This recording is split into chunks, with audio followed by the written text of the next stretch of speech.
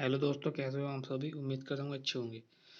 ये हमारी ITI value trade की थ्योरी की क्लास 4 है। इससे पहले हमारी 3 क्लास हो चुकी हैं। और अगर आपको क्लास अच्छी लगी हो तो लाइक कमेंट करना। चलो स्टार्ट करते हैं हम।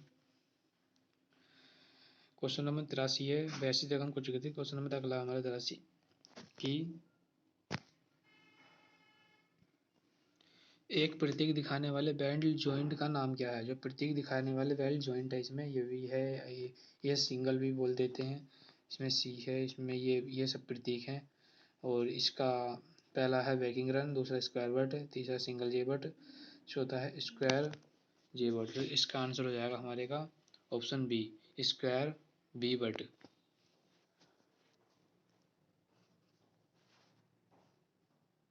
ठीक है।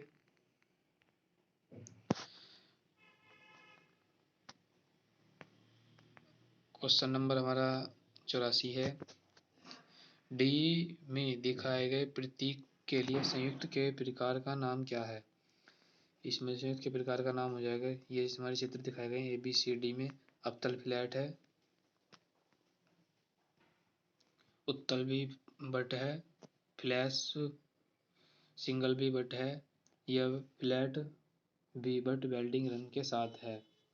तो क्वेश्चन नंबर 84 का आंसर है डी, बट के साथ। और क्वेश्चन नंबर 85 है हमारा। MS पाइप के दो प्रकार है। MS पाइप के दो प्रकार हैं, forge pipe, rolled pipe. Strip rolled moulded pipe, bedsheet pipe, hot forge, या सिमलेस पाइप, रेजिस्टेंस पाइप। जो हमारे MS पाइप के हैं, दो दो प्रकार होते हैं, सिमलेस पाइप और रेजिस्टेंस पाइप। इसका आंसर हो जाएगा हमारा ये option number D. Question number हमारा 86 है। सी में दिखाए गए प्रतीक के लिए संयुक्त के प्रकार का नाम क्या है। ये चित्रित प्रतीक दिखाए गए हैं, ये है और सी है, ऑप्शन नंबर डी है। और इसके ऑप्शन दिए हैं अवतल फ्लैट, अवतल double B butt, flash single B butt, flat B butt, packing run.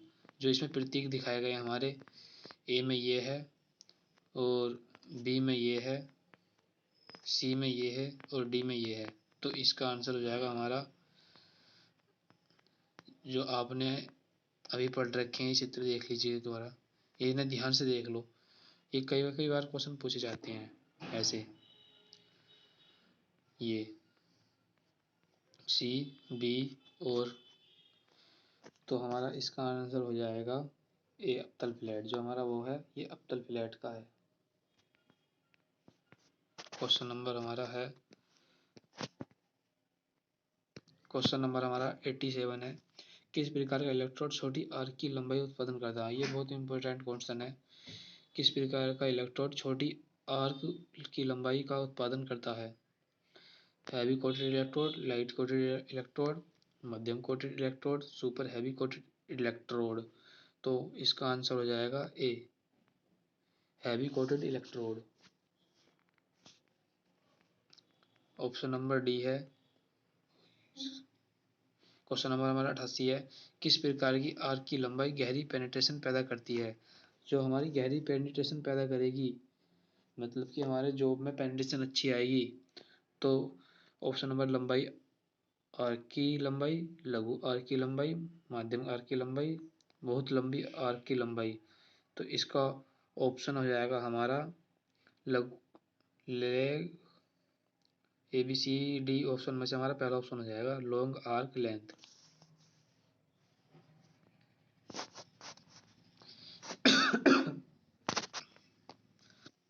अगर दोस्तों ये क्लास आपको अच्छी लगे तो लाइक करना, शेयर करना, कमेंट करना और हमें बताना।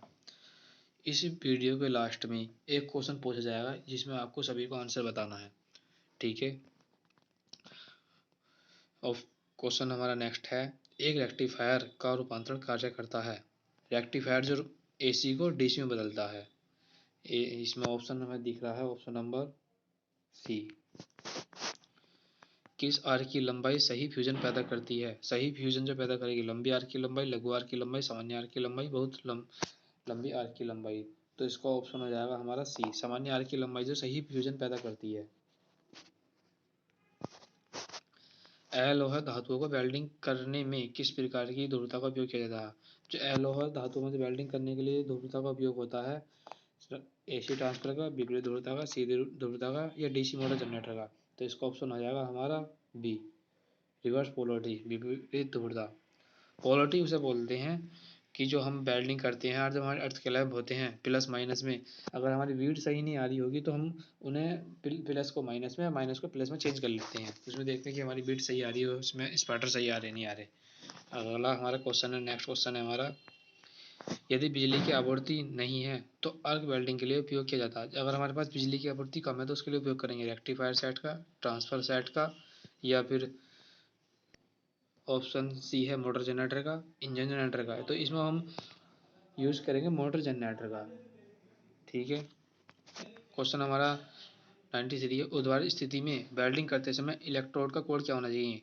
जब हम वेल्डिंग करते समय इलेक्ट्रोड फ्लैट जिसे बोलते हैं ऊर्ध्वाधर यानी हॉरिजॉन्टल, जो हमारा है वर्टिकल पोजीशन ऊर्ध्वाधर स्थिति, तो हमारे वेल्डिंग करते समय कोण क्या होना चाहिए? 70 से 80, 80 से 90, 60 से 70, या 90 से 100।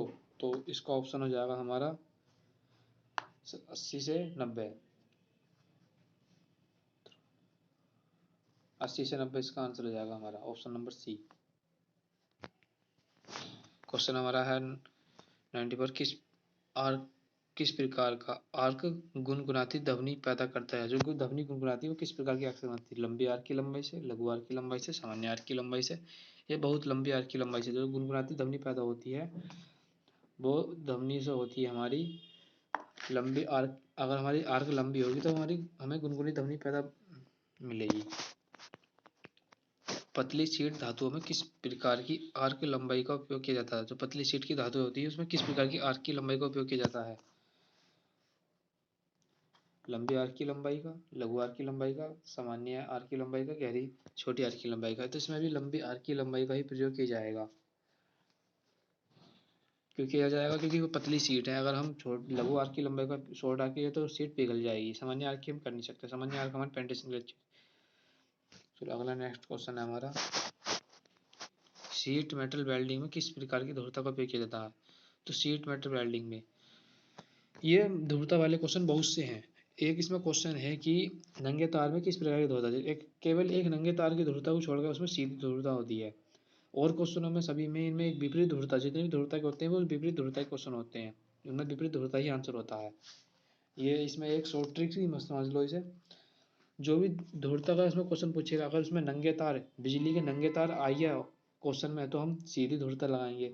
अगर उसमें केवल ध्रुवता पूछ रहा है किसी भी चीज़ के बारे में, मेटल को हो या किसी भी में, तो उसमें हम विपरीत ध्रुवता लगाएंगे। जैसे इसमें रेक्टिफायर सेटर ऐसी ट्रांसफर विपरीत ध्रुवता सीधी ध्रुवता, तो इसका हम आंख मिच का आंसर लगा देंगे विपरीत ध्रुवता। ठीक है,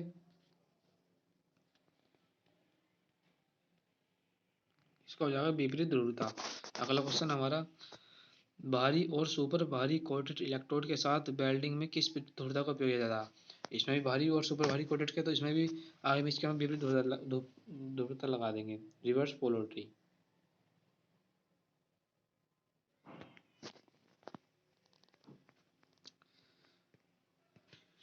98 क्वेश्चन हमारा, कास्ट आयरन की वेल्डिंग में किस ध्रुवता का उपयोग किया जाता है? सभी में इसमें भी विपरीत ध्रुवता आएगा आंसर। ऑप्शन देख लेते हैं हम, रेक्टिफायर सेट, एसी ट्रांसफार्मर, विपरीत ध्रुवता, सीधी ध्रुवता। इन क्वेश्चनों में हम आगे में इसके आंसर विपरीत ध्रुवता लगा देंगे, रिवर्स पोलरिटी। क्वेश्चन नंबर अगला नेक्स्ट हमारा, फ्लैट स्थिति में वेल्डिंग में इलेक्ट्रोड का कोण क्या होना चाहिए? फ्लैट स्थिति में जो वेल्डिंग का कोण होगा हमारा, पहला ऑप्शन है 50 से 70, दूसरा ऑप्शन है 60 से 70, तीसरा ऑप्शन है हमारा 70 से 80, चौथा ऑप्शन हमारा 80 से 90। तो इसका आंसर हो जाएगा 70 से 80। तो फ्लैट स्थिति में जो वेल्डिंग इलेक्ट्रोड का कोण होता है वेल्डिंग करते समय, तो 70 से 80 होता है। क्षैतिज स्थिति वेल्डिंग में इलेक्ट्रोड का कोण क्या होना चाहिए? क्षैतिज मतलब कि हॉरिजॉन्टल स्थिति जो होती है, 45 से 55, 55 से 65, 70 से 80, 80 से 90। तो इसका आंसर हो जाएगा हमारा 70 से 80, ऑप्शन नंबर बी। जो हॉरिजॉन्टल में जो वेल्डिंग होता है वो 70 से 80 में होता है इलेक्ट्रोड के साथ। अगला क्वेश्चन है हमारा, 315 mm मोटी दीवार के साथ 50 mm व्यास वाली पाइप वेल्डिंग के लिए उपयुक्त नोजल होती है। अगर हम 315 mm मोटी दीवार है उसके साथ हम 50 mm व्यास वाली पाइप वेल्डिंग के लिए उपयुक्त नोजल जो होगी 5, 7, 10, 13 है। तो इसमें ऑप्शन हो जाएगा हमारा बी 7। अगला क्वेश्चन हमारा वेल्डिंग में जॉब के चारों ओर वेल्ड केबल लपेटने का उद्देश्य क्या है। जब हम वेल्डिंग करते हैं तो वेल्डिंग में जॉब को चारों ओर वेल्ड केबल लपेट लेते हैं। तो इसका मतलब इससे हमें क्या बेनिफिट मिलता है कि आर्क बिलो में नियंत्रण, आर्क की गति नियंत्रित करने के लिए, आर्क की लंबाई बढ़ाने, आर्क की लंबाई को नियंत्रित करने के लिए या विकृति को नियंत्रित करने के लिए। तो इसका आंसर हो जाएगा ऑप्शन ए, आर्क बिलो में नियंत्रित करने के लिए, टू कंट्रोल आर्क बिलो। ठीक है, नेक्स्ट क्वेश्चन हमारा कि आर्क वेल्डिंग में लपेटे। अगला क्वेश्चन हमारा what is the purpose of flux run on run of plates in arc welding. Arc welding में प्लेटों को रन ऑन रन ऑफ करने का उद्देश्य क्या है। जो आर्क वेल्डिंग होती है इनमें रन ऑफ और रन ऑन, जब हम रन ऑफ और रन ऑन करते हैं तो इसका उद्देश्य हो जाएगा आर्क में झटका का नियंत्रण, सांद्रता का नियंत्रण, विकृति का नियंत्रण या ताप का नियंत्रण। तो इसका ऑप्शन हो जाएगा ए, आर्क का नियंत्रण।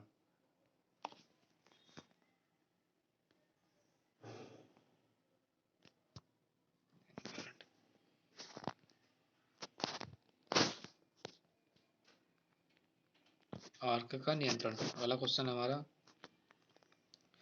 ग्रुप जॉइंट के ऊपर एक चुंबकीय पुल रखकर किस दोष को नियंत्रित किया जाता है। ग्रुप जॉइंट के ऊपर अगर हम ग्रुप जॉइंट है उसके ऊपर एक चुंबकीय पुल रखकर किस दोष को नियंत्रित करते हैं। आर्क का झटका को, विरूपण को, असमान ध्रुवता को या स्लैग इंक्लिनेशन को। तो इसका आंसर हो जाएगा आर्क का झटका जिसे बोलते हैं arc below, option number A. अगले क्वेश्चन पर चलते हैं हम। दिए गए चित्र में आपको क्या दोष दिखता है। ये हमारे पास चित्र है, ये देख लो। इसमें जो आर्क का है इसमें क्या दोष है इसमें। तो इसमें जो ये दोष है ये आर्क का झटका ही है। इसे दोष को हम आर्क का झटका ही बोल देंगे। ये जॉब है हमारी, ये आर्क है, ये डीसी वेल्डिंग पावर्ड सोर्स है और इसका ऑप्शन है आर्क का झटका, ओवरलैप, अंडरकट, विरूपण। तो इसका आंसर हो जाएगा ऑप्शन नंबर ए, आर्क का झटका। ठीक है, अगले क्वेश्चन पे चलते हैं हम।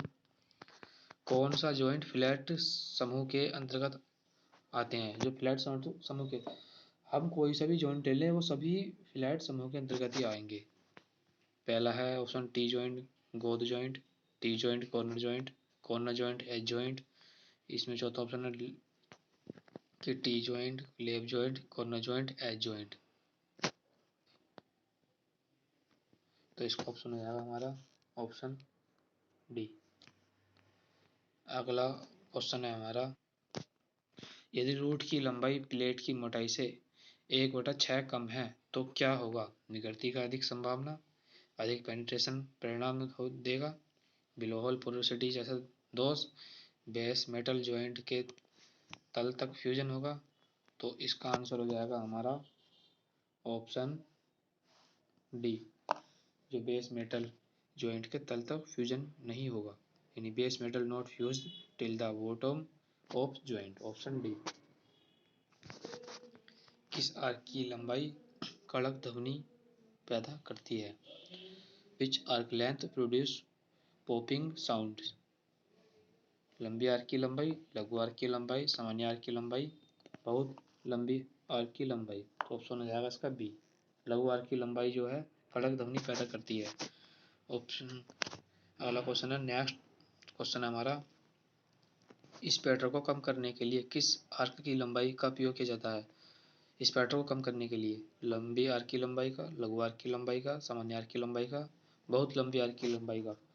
तो इसका ऑप्शन हो जाएगा हमारा ऑप्शन नंबर डी, सी, नॉर्मल आर्क लेंथ, यानी सामान्य आर्क की लंबाई का उपयोग करते हैं हम स्पैटर को कम करने के लिए।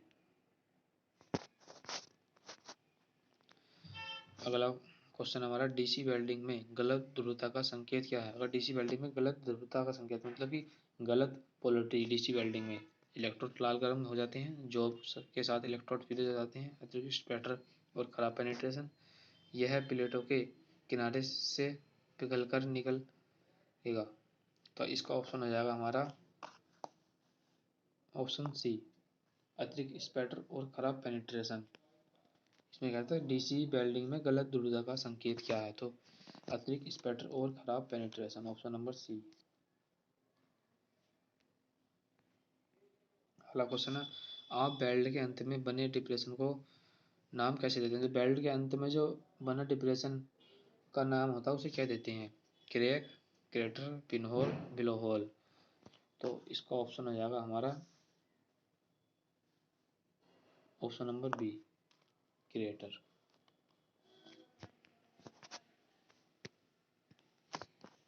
अगला क्वेश्चन है हमारा, चित्र नीचे दिए गए चित्र में दिखाए गए चुंबकीय क्षेत्र का प्रभाव क्या है? ये चित्र है हमारा, इसमें ये बीड है, ये इलेक्ट्रोड है, F1 जैसे F3 यहाँ बीड की नोक है, ये F1 है।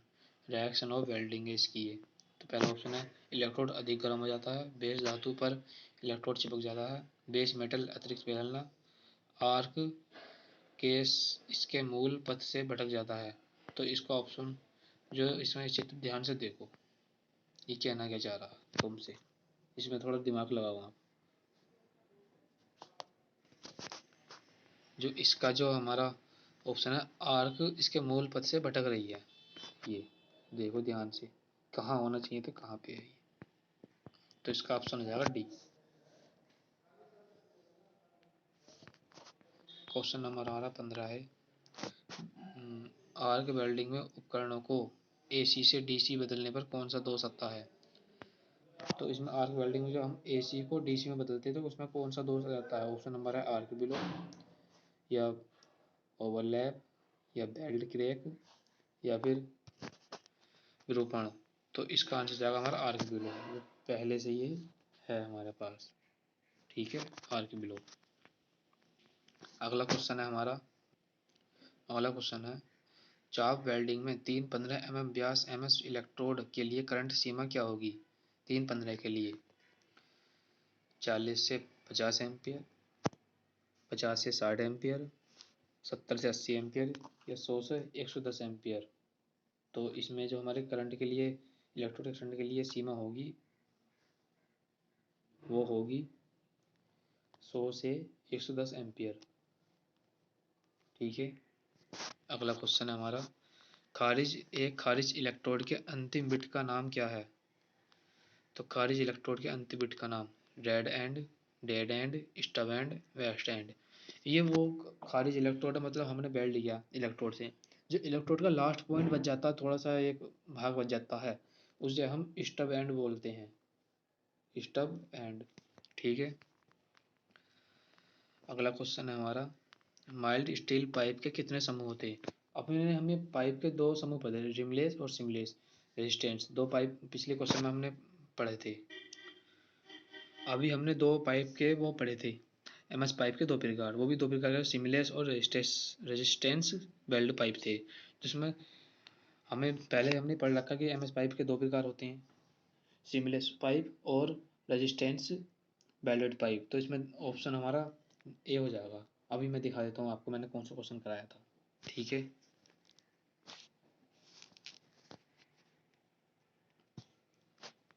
वो क्वेश्चन है हमारा, सर यही है देखो, ये रहा क्वेश्चन। एमएस पाइप के दो प्रकार होते हैं, कौन से? सिमलेस पाइप और रेजिस्टेंस पाइप। ठीक है। अब हम अगले क्वेश्चन पर चलते हैं। ये हो गया हमारा दो समूह होते हैं।